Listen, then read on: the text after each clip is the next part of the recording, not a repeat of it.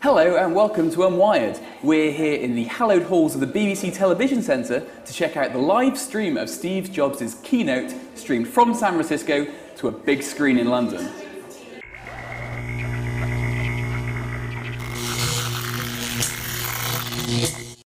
Well, today we're introducing a third kind of notebook.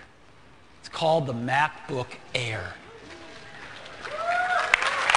Now, in a sentence, it's the world's thinnest notebook.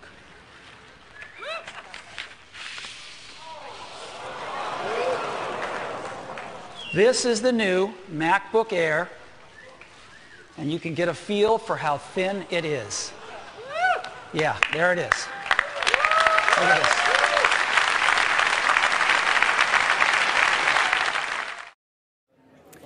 So, really excited to watch Steve Jobs' keynote. We're going to go and have a play with, hopefully, the MacBook Air.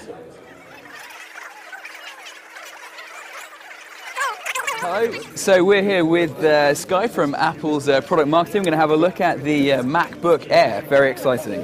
First thing first, let me introduce you to the world's thinnest notebook, the MacBook Air. Wow. Probably the best way for you to experience it is actually holding it. Wow. So that's super duper light. When you look at the front of it, it's not even, you know, it's just so incredibly thin. And the back, there's a tiny little bulge, and it's so smooth as well. Absolutely, and it's just so sleek. And MacBook Pro. And the lid is just so thin. Well, yeah. I mean, that's just incredible. Absolutely. Also, the full-size keyboard, not downscaled in any way. And this is kind of the same feel as the MacBook as well, but it's backlit. Yeah. That's really big trackpad, right? It is really big, and the cool things about it is that in all the applications that ship with a Mac, you'll be able to use it. We don't. Oh wow! So this has brought all the best. So you can really just. Can I just have a go at that? Yeah, absolutely. That's the best way you to just turn it.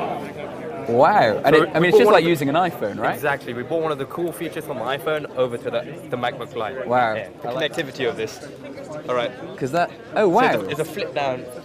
And that's flip down drawer. Because when you think of that, it's not very. You think it might not be too sturdy, but it's actually really sturdy, isn't it? It's nice and chunky. It's really built in. The cool part about it, if you actually put it on the table, I don't know if you can see. Oh yeah, it just rests on the table. It rests on the table, absolutely. I just love that form factor. Well, that profile is just like. I think that's probably the best picture to have, really. The profile picture is pretty amazing. It's just the side on is just. It's just incredible.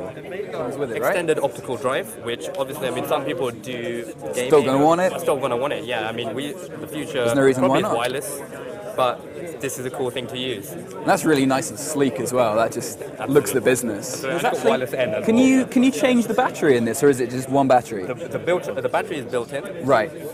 So how much is this going to cost over here? 16.99 euros and 11.99 pounds. Wow. Which 1,200 quid is pretty impressive. So listen, I'm going to let somebody else get a play with this now. But I want to say thank you very much. I'm really impressed. I'm going to have mine on order very soon. Good. Cheers, man. No worries. Take it easy. So actually, having had a little go with the MacBook Air, I mean, it's incredible. It's just so thin, it's unbelievable. And it's so light. And just when you get to the edge of the machine, just the fact that the edge is so razor thin, it really feels unbelievable. I haven't played with some electronics ever like that before. Really pleased about that. It's good configuration, 1.8 gigahertz. You can get up to 2 gigabytes in memory. That's pretty sweet. But the downside really is no user fixable battery, so you can't upgrade the memory, you can't change the battery, and that's getting a little bit iPhone-like. It's really good for an ultra portable to be able to just whip in a new battery on the go, but the fact you can't do that with the Air is a little bit of a downside, but then there's nothing else quite like it. I also really like the gestures, which are fantastic. I mean, I'm a big fan of the iPhone, and when you get to use those just in every day on your notebook, I mean, that's fantastic. When you just in iPhoto, you can just zoom and pinch and scroll, and on your PDFs, and I'm hoping you can do that on web pages. Didn't get a chance to try that because the wireless here is ironically not really working.